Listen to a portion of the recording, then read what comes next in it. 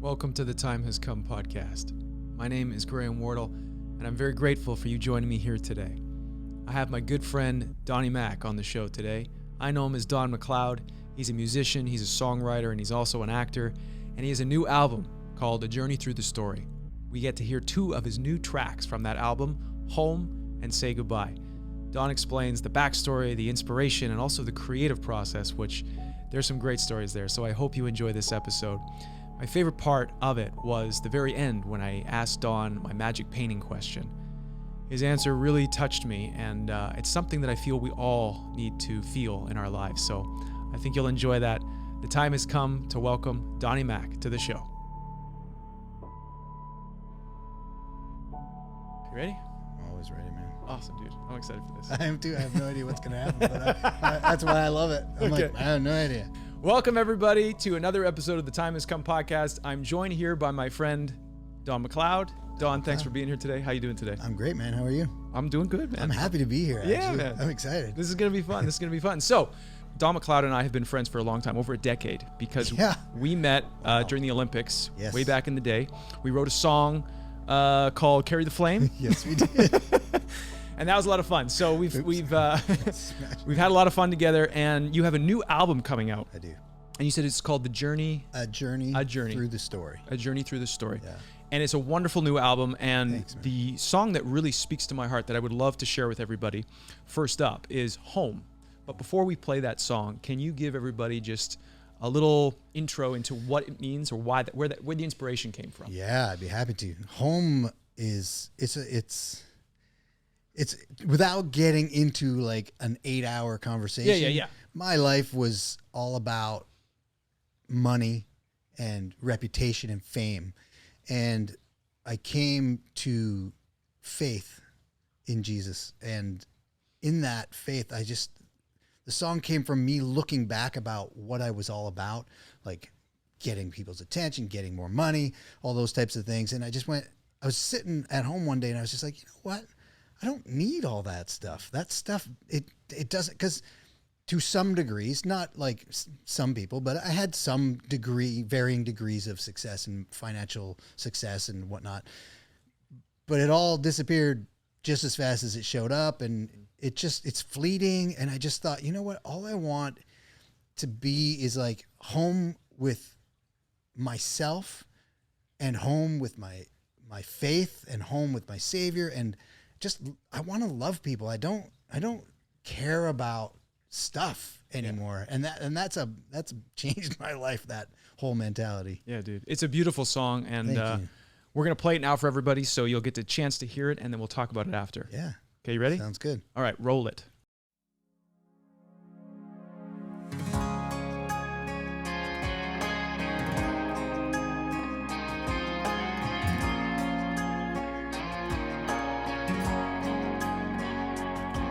Let me try to paint a picture of a kingdom without walls, and the fool that tried to rule it, praising idols that rise and fall. There's so many stars to see here, but their egos block the sky. Chasing fame made news and fake friends. I gave up living for a lie, but I don't belong here. Take me home, I just gotta see the sun. Take me home, when my time is finally come. I've been trying to find a Savior, now I know where I belong. Don't need a round of applause. Take me home.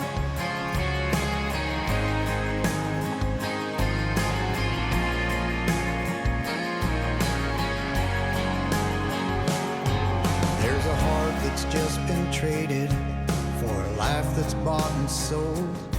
Stick around till you're upgraded, then try to break the mold. Well, it takes forever to get here, and a moment to fall back down. Smile as you disappear, pray that you'll be found. But I don't belong here. Take me home.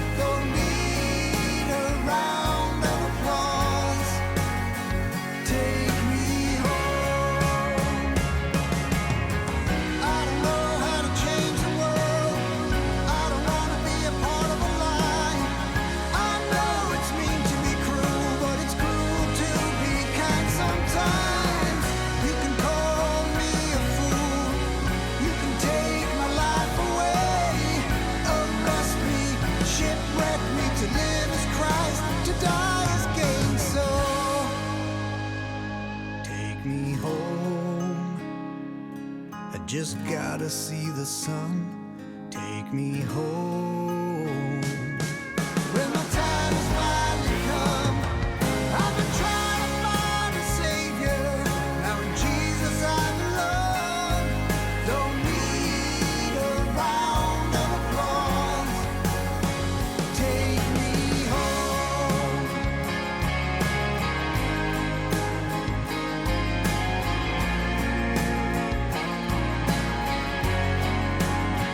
Take me home.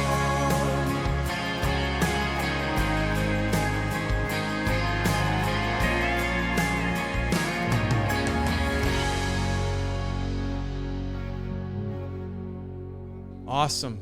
Dude, I love that song so much, man. When I first heard it, you sent it to me, and I listened to it, and I was like, oh, whoa. Because it comes from your heart, man. Like, you can feel that. So can you share with everybody the story that you shared with me about when you actually recorded that and how you felt like, oh, no, this is not going to work? Like, Yeah. it's a good story. Yeah, thank you. Yeah, it's a good story when you're not living it, I guess. Once you're on the other side, it's like, okay, Yeah. Yeah, so there's so much to this. I was really blessed to, man, there's so much behind this album. So I was actually not doing music anymore, and I was helping another artist and looking for a band, players for her album, and I reached out to a friend of mine that I hadn't spoken to for, had to be at least 10 years. And I just randomly called him to say, hey man, I know you're out in Nashville, but I'm looking for a guitar player. Do you know one? And he's like, long story short, we ended up talking, and he's like, hey man, it's been so long. How are you? Like, show me some music you've done. And I'm like, I'm not doing music anymore. He's like, I don't believe you. And I was like, oh, well, and then we hung up, and then I checked, and I'm like, okay, yeah, I have written quite a few songs. And he's like, send me some stuff. And so he just got so excited from these songs. He's just like, dude, we have to record these songs. I'm like, I don't have any money. Like, I think, to be totally honest, I'm $37 maybe in my bank account at the time. Oh, wow. Yeah. I didn't know that. And yeah, I had nothing. And so he's very established in the music industry. And I was like, man, I couldn't afford me if I were to hire me right now. Yeah. Never mind you. So I just prayed about it, and I felt like I didn't hear the voice of God. That'd be amazing. But I just felt this presence on my heart where I felt like God go, do you trust me? And I just felt like, well, yeah. And he's like, say yes. I was like, say yes. How am I supposed to say yes to something? I got $37. So me and Jim, it's Jim Riley. He's a drummer and music director for the Rascal Flatts. And he calls me up. He's like, dude, I can't get these songs out of my head. Like, we have to record these songs. And I was like, dude, I guess I'm going to say yes, but I need to let you know I am broke. And he's like, dude, don't worry about it. We'll record it at our studio, and I'll charge you this. So I'm not going to tell you how much it is because it's ridiculous. And I was like, okay, I still can't afford it, but how do you say no to that? Like, it's insane. The number was insane. The discount that you were getting. Yeah, like, it was insane. Like, I had to say yes. And he's amazing. So anyway, he's so encouraging. So long story, tried to make it a little shorter. We end up doing these albums this album. And by the grace of God, truly, like, he just comes to me one day and he goes, before we started, he said, why don't we do this? I'll start recording. And when we're done the first song, you can pay me at the end.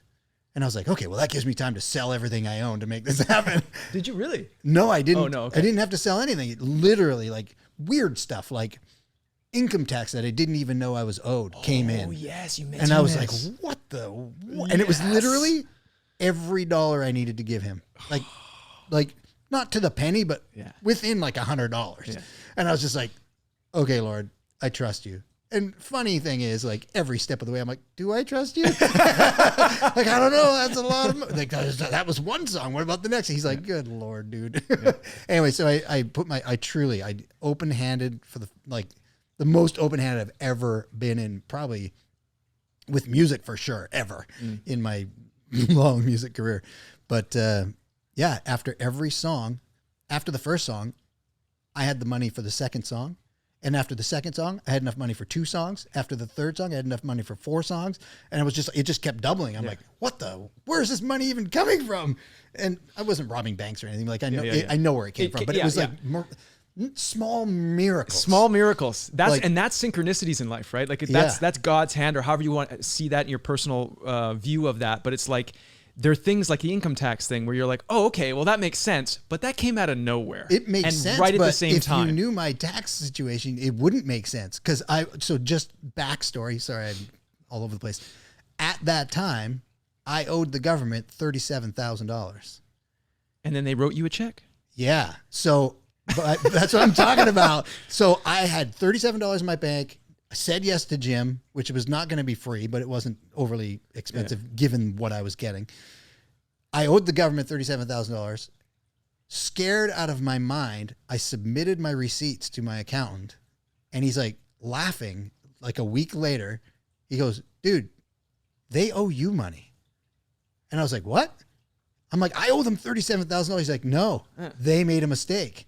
So I didn't owe them anything. They owed me $5,000. So I was like, yes. Well, wait a second. They made the mistake? Yeah. Oh, okay. Not your accountant or somebody. Like, no, not my accountant. So don't get me wrong. I'm not going to say it was all on them. I didn't submit my taxes for the year before. So it was, I got to be accountable here. I screwed up on my taxes for sure. I hate numbers. Yeah. Well, I love this story because, and there's also a little story about the specific recording of Home too that I want to hear too. But I love what you're sharing with people, because this is what I want to share with people that excites me the most about life, is when you trust, when you have faith like you did, and you listen to that presence, and you're like, okay, say yes. Yeah. And you took that leap of faith. I did. And you didn't know, like your mind didn't know how it was going to work. No, I was trying to figure it out. Yeah. And then I just went, faith actually isn't even trying to figure it out. It's just letting it go. Yeah. And I'll tell you, in my long career as a songwriter, record producer, I've produced every song I've ever done on my own until this record. And I just felt like God also telling me, do you trust me? I'm like, yeah, great. I put him in your life. Trust him. And so I literally would demo the songs, send them to Jim, and Jim would be like, this is great. And he'd come back and he'd like, I'm going to just lay down all the drums and the stuff. I'm like, okay. I'm like super nervous because I'm used to being there. I'm like, I want to be part of the creation. Yeah. And he would send stuff back. Like, I can tell you, there was only one song that I was like, I kind of want the drums to be a little more Johnny Cash. And he was like, yeah. But literally everything he sent me, I was just like, it's a hit. Perfect. Yeah. It's exactly what, like me and him are on the same page. God's definitely, in my opinion, God's guiding this entire process. But you're still doing all your part. You're doing your work. Yes, you're showing up. I showed up. Yeah. Showed up. So when I flew out to Nashville to sing these songs, like, I think this is a little story you might maybe wanted me to talk about. It's like, I showed up, but I was scared on this one for sure. Because it was 4 days of nonstop singing all day. And I'll be straight up, I'm not the best singer. I don't think I am anyway. Better than I am.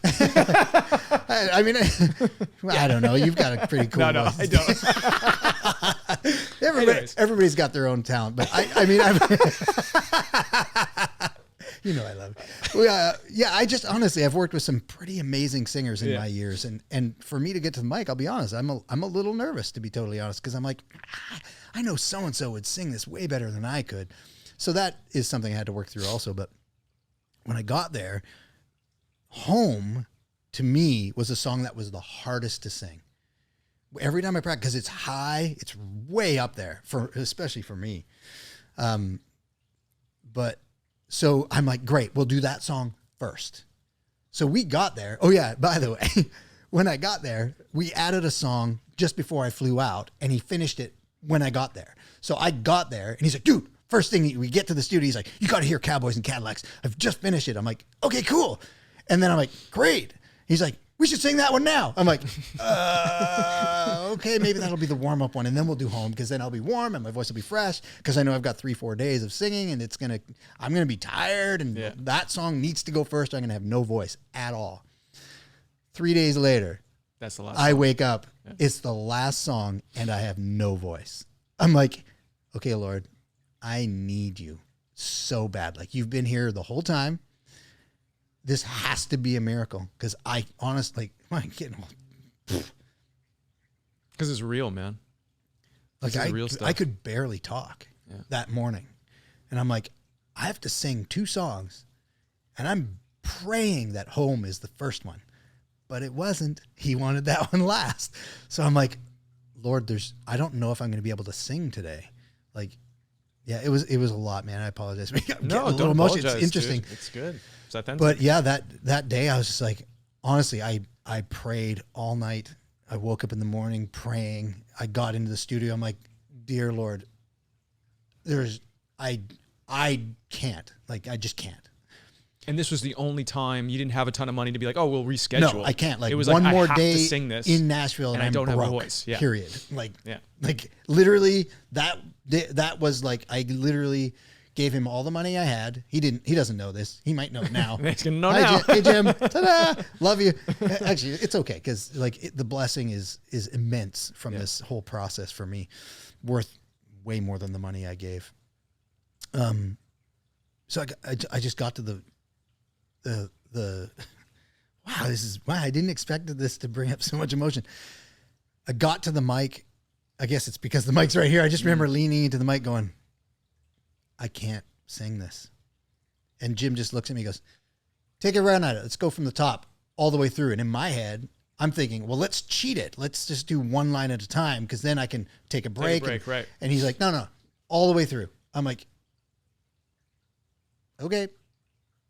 And I sang it, and I honestly, man, I just wanted to cry because I was like, that was the worst I've ever sung in my life. That's what you felt. That's what I felt. Yeah. And I felt hoarse, and I felt like my chest hurt. Just I was singing wrong. My technique was way off.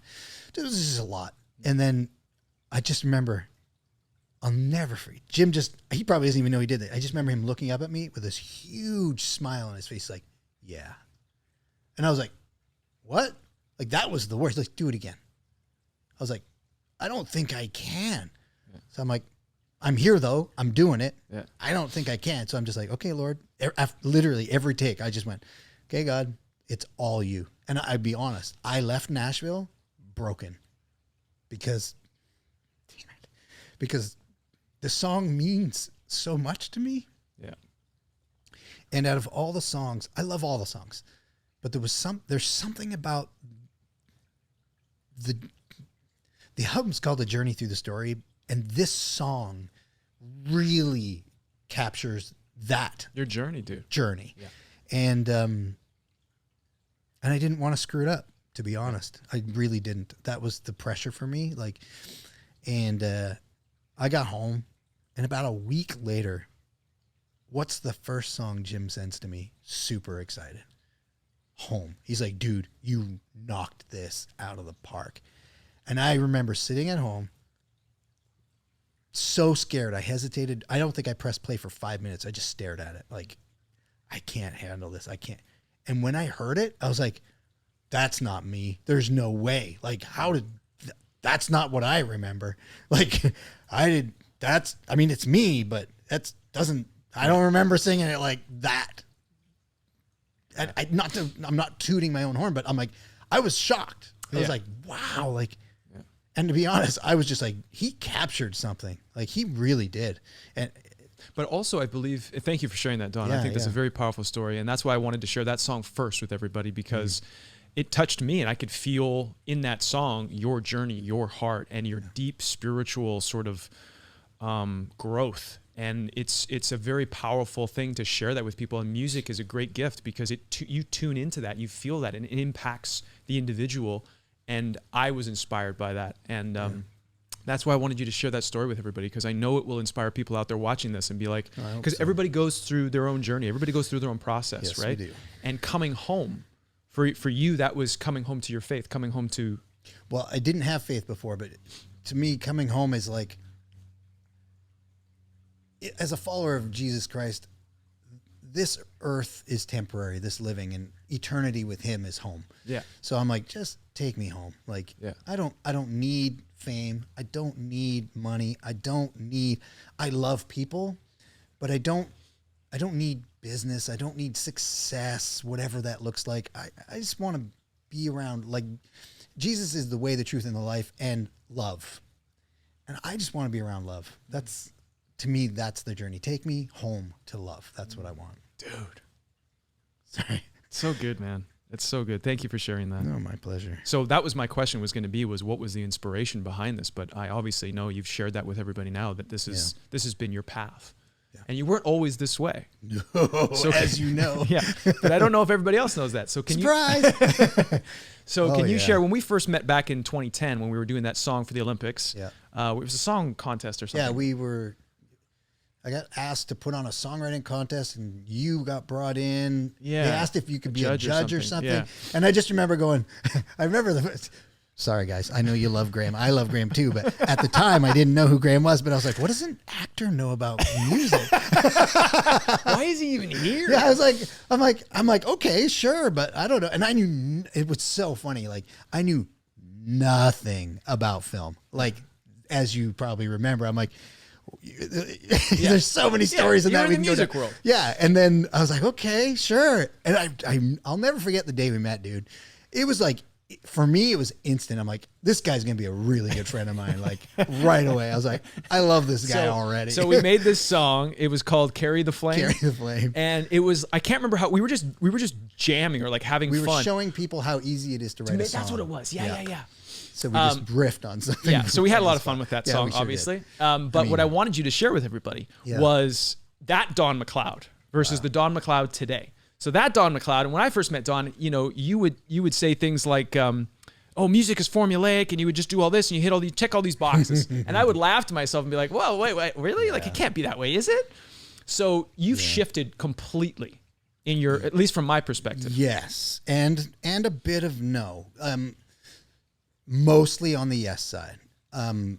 There is a formula, if you will, that there's things that work. That works. Yeah. That reaches out to people, length of a song, length of a part of a song, chord progressions, lifts, those bridges, those kinds of things. But I can tell you,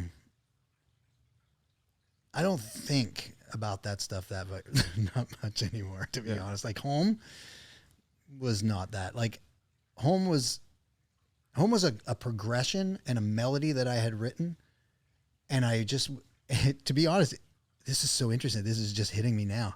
My original lyrics were the opposite. The opposite of the lyrics? They were my original lyrics to the song. So oh man, it was all about like going to make it big. Oh. And when I looked at it after coming to faith, I was like, like, that's gross. Like, ew. And I was like, the melody's so epic and the story's so not. Like, it's like, ew. Like, it's like bling, bling, what? Yeah.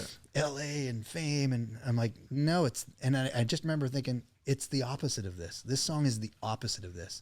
And the melody has changed for sure. And the story, there's so much to go. Well, I wanted you to share with people about because I believe that you had told me, because now that you found faith, you found you're religious Christian, but before you would make fun of. Oh no. You would make fun of. Sorry. I got to look at the camera when I apologize. I hated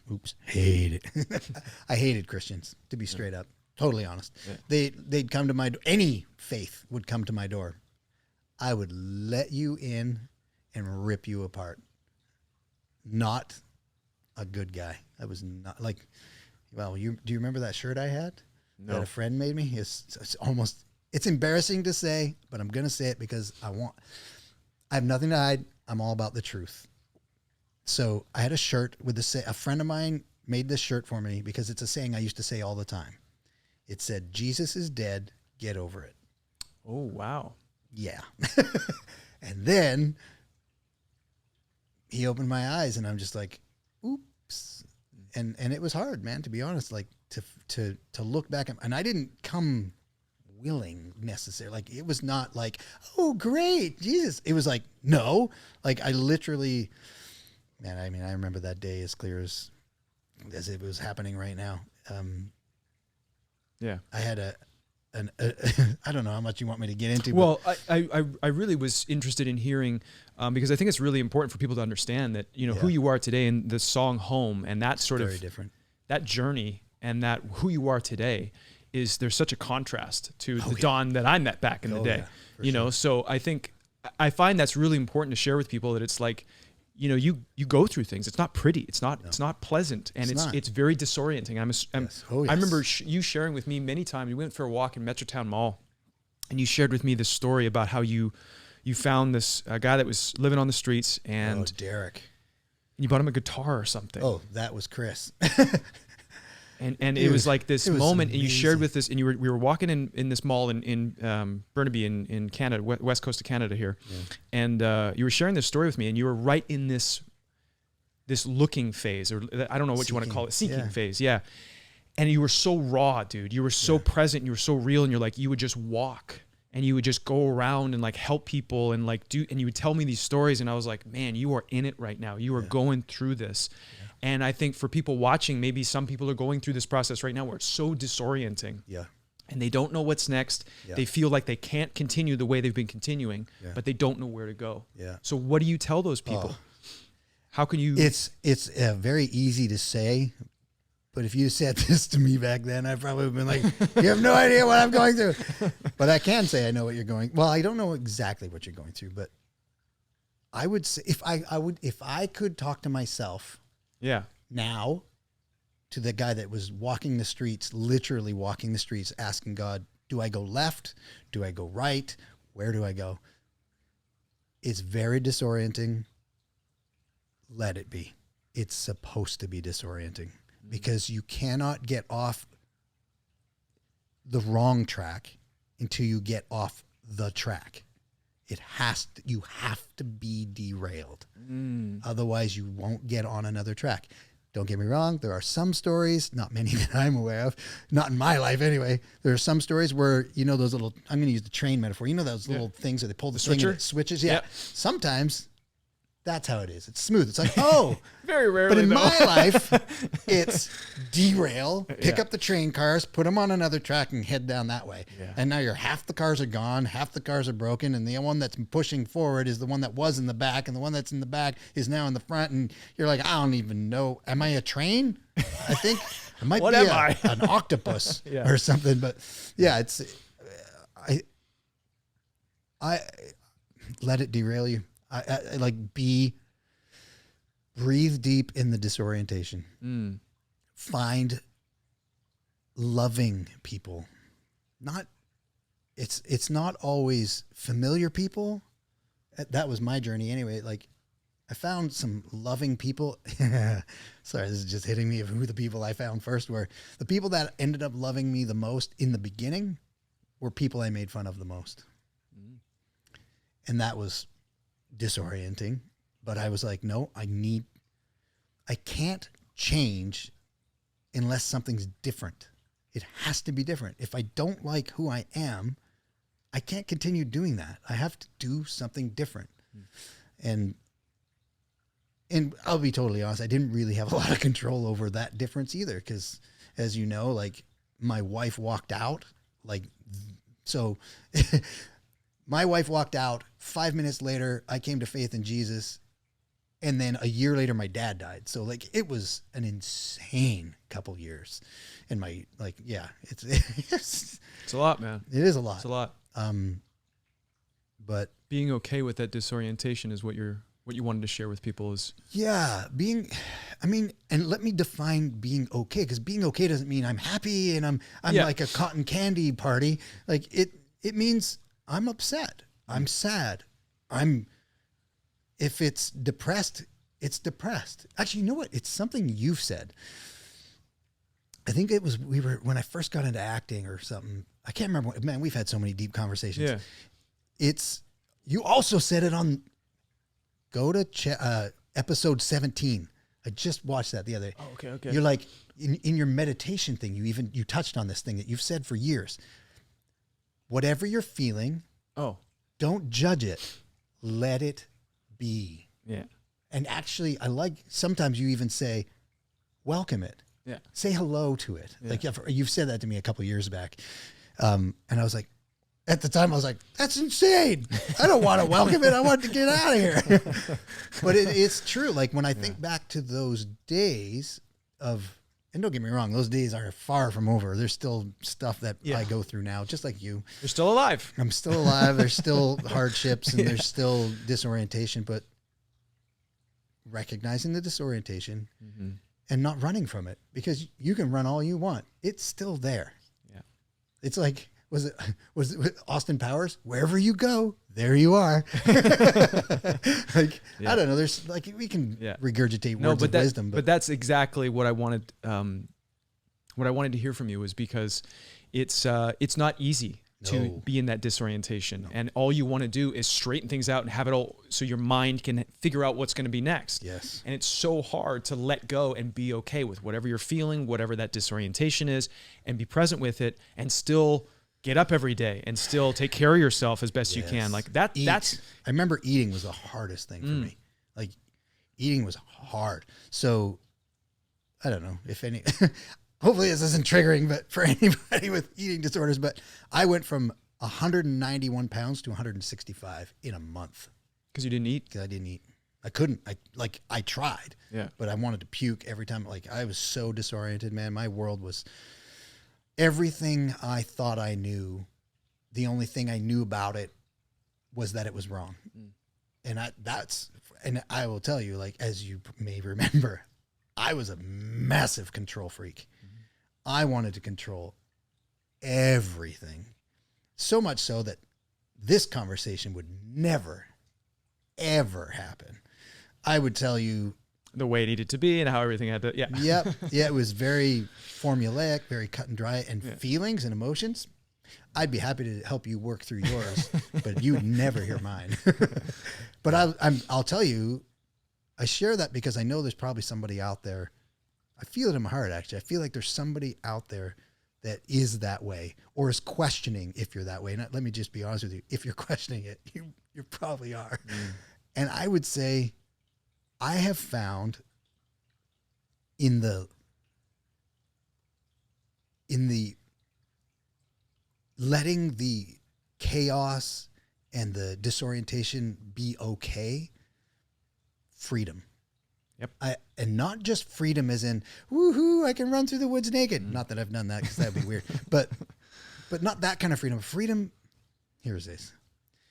It has granted me the freedom to love and actually understand what that means. Because I would say I loved back then, but I don't know that I could explain it. I don't know that I could write a song that accurately hit that heartstring, you know? Whereas now I'm like, man, how many songs do you want? Like, because you're in tune with that. You're like, and that, and it takes that refining, that going through the fire. Like the Bible often talks about gold and being refined like gold. You think going in a fire is fun? Refining fire for gold, it gets melted down to nothing to get rid of all the impurities, deficiencies and impurities. And I think that's what disorientation is. And don't get me wrong, I don't always welcome it, not initially, but eventually, like sometimes I believe I hope I do anyway, get to the point where I'm like, okay, I hate this, I want to fight it. And then it's like, no, there it is. What am I supposed to learn? And that's the thing that I find is so important. You just frame that. What am I supposed to learn? Yeah. Where someone might say, why is this happening to me? Yeah. So the questions that we ask ourselves, this is something that was huge for me in my life. I read a book called A More Beautiful Question by Warren Berger, and it was all about the power of the questions that we ask ourselves. Yeah. And if you allow your mind unconsciously to ask a question that is disempowering, and you riff on that, and you stick on that, you spiral downwards, and it drains you of energy, as opposed to a more beautiful question. What can I learn from this? Where's the silver lining? Yeah. You know, how am I growing? What's the benefit to my life in this? What is it that I'm letting go of that no longer serves me? Yeah. Those questions, completely different. Yeah. Right? Yeah. And it's you being can aware of that. Yeah. That is so empowering, you know? You could take it a step further, or at least, I mean, I don't know if it's a step further. Let me rephrase that. It could be a step further, a different step also. Yeah, okay. Is what can I get from it? But that's one way to look at it for sure and important. But I try to take it, not that I'm better. Sorry, that just came out like I was bragging, and I'm totally not. Another angle to this is what am I supposed to learn? But also, when I learn that, how does that serve everybody? How can I share that? Yeah, share it. That's what I was like. I'm wording this all wrong. I know what you're trying to say. Thank you. I know what you're trying to say. Well, let's jump into another song from the album. I love this song. It's called Say Goodbye. Oh, yeah. Yes. So we'll play Say Goodbye, but can you give everyone a little intro into this song and where it came from? This song, I'll be honest, this song came from frustration. In 1 week, I had 2 different female friends of mine call me up talking about relationships they were in. Mm-hmm. One was in a relationship where the guy was cheating and just cheated again. Oof. And the other one was in a relationship where he was just emotionally abusive. Well, I'll just say that. And it just hit me like when in my conversations with them, they were both just dating. So it was not marriage situations, which makes it slightly different depending on what's going on and where their faith lies and all that stuff. But I've noticed after the second person I talked to her on the phone, I noticed that I'd said the same thing to both of them. I was like, well, just say goodbye. And she'd be like, well, you don't understand. Like I've given so much to this relationship. I'm like, right. So say like you're dating. That's what dating's for. So you can test the waters and leave if you're not like it. And let me tell you from my experience in my life, not just personal experience, but if someone's this way now, what's it going to be like later? You get married, it's not going to get betterness. People do change. Don't get me wrong. I believe that wholeheartedly. Otherwise, who am I now? Yeah. But anyway, so the song, I was like, you know what? I'm going to write a song to encourage them to know how, because both of them didn't know how. They're like, well, I don't want to hurt him. I'm like, but he's hurting you, like emotionally, physically, like, because, man, being cheated on, it's not easy, man. Yeah. I can say I've been cheated on. I wasn't going to say it, but I have been. I'm not going to say by who, but I've been cheated on. And it's hard, man. And I get it. It's hard to feel betrayed and then still say goodbye. It's a hard thing. But yeah, this song I wrote it almost as an instructional. It started as an instructional video song because I was like I was like, what could I say to her? And the first things in my head were, well, she's loading all her baggage, and the baggage is like not just clothes and stuff; it's personal issues. Yeah. She's loading her baggage on a southbound train. Like she's heading south. She's getting out of here. Like somewhere warm, somewhere nicer. Hopefully. Canada's cold. Cool. And it's just a journey. It's a story about a journey of a woman who got out. Nice. And then the chorus is her saying, you can do the same. Nice. All right. Well, we'll play Say Goodbye.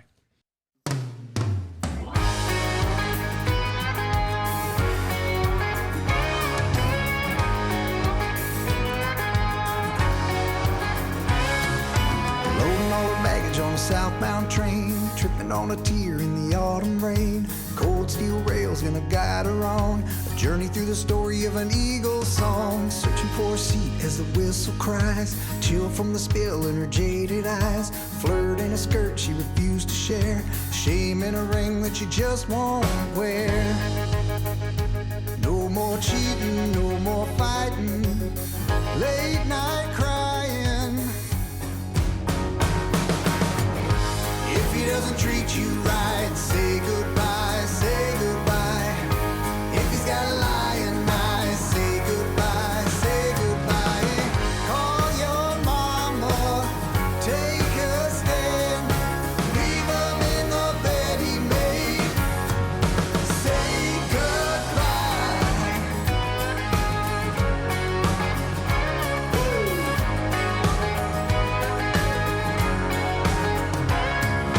Face against the glass, she pretends to sleep, fighting off a demon she refused to keep. At battles in the shadows between love and fear. Holding each breath as the darkness clears. Eyes getting heavy at the break of dawn.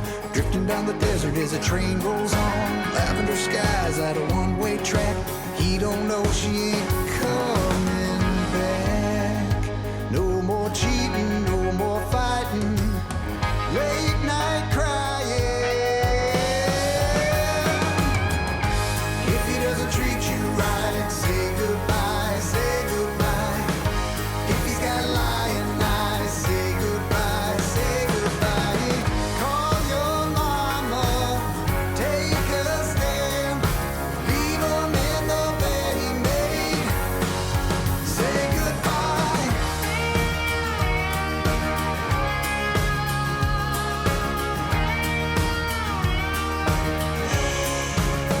Now listen, love was a debt that she couldn't pay. Hope was a smoke that she couldn't breathe. Time was a prison, she began to pray, and she found faith. If he doesn't treat you right, say goodbye, say goodbye.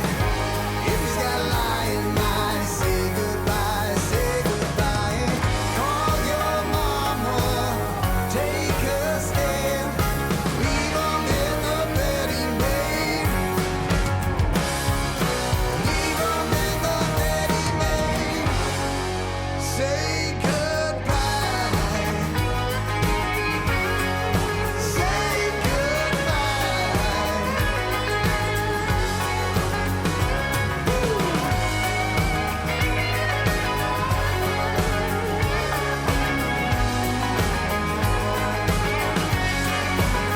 She's gone. Awesome. That's a great song, Don. So Thanks. tell me, did the two women that you were talking to, did they end up leaving? Did they say goodbye? One of them I actually haven't heard from since, Okay. and the other one's married to somebody else. Oh, it's somebody else. Okay. Yeah. That song did not work. Well, they haven't heard it yet. I haven't released they it yet. haven't heard No, nobody's heard these, man. Oh, wow. Like nobody's heard. Like, to be honest, that's the first time that song's been played publicly anywhere. Wow. Awesome. Well, thank you for sharing with Yeah, everybody on the my audience. pleasure. Happy. And Hope you listening like and it. watching. If you don't Awesome. like it, that's fine. I don't care. I don't need you. I'm just kidding. So one of the last questions, or a couple more questions I have Yeah, for you of before we course. wrap this up, was you've shared with me about what you call prayer walks. Yeah. And I had never heard of this idea before. So is this something that you came up with, or is this something that's you learned about? And what is a prayer walk? Well, I'll say I can't take credit because I don't know what everybody else in the world has done. But for me, when I first came to faith in Christ, I was like, I wanted to pray, but I didn't like the staleness of sitting at home on a thing or being in church and just sitting in. I just wanted it to be like, I read the Bible, and the Bible often talks about Jesus walked away, went up to a mountain and just had prayer time with God directly. And I was like, I like that. I want to do that. So I started, instead of just sitting at home and praying and talking, I'm like, I wanted to get outside and just kind of like walk like he's a friend. You know what I mean? So I was like, so I just started going on these walks, half-hour walks. Then they turned into hour walks. Then they turned into 2-hour walks. And then I'd walk like from Mud Bay Park all the way to Ladner and back. So that was like a 6-7 hour walk. And then I would go into the woods and just take a day or two, just walk in the woods by myself.